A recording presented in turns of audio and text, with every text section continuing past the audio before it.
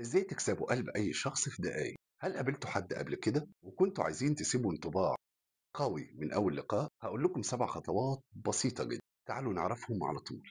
أول سر هنا هو الابتسامة الصافية، لأنها بتكسر أي حواجز من غير أي كلام. لازم كمان نسمع الشخص ده أكتر ما بنكلمه، لأن الناس عموما بيحبوا اللي يديهم مساحة يحكوا ويفضفضوا ويلاقوا حد يسمع. مهم كمان ان احنا نقول اسم الشخص ده واحنا بنكلمه، لان دي نقطة ضعف في اي حد، ولاننا كمان بنحسسه ان احنا شايفينه ومقدرينه. لغة جسدنا كمان هي بتوصل رسالة اصدق من 1000 كلمة، طبعا زي الابتسامات وغيره. اتكلمت في الموضوع ده قبل كده. مهم كمان ان احنا نقول للشخص ده كلمة مثلا زي انا مبسوط اني قابلتك، لأن الكلمة دي بتفتح باب كبير لعلاقتكم.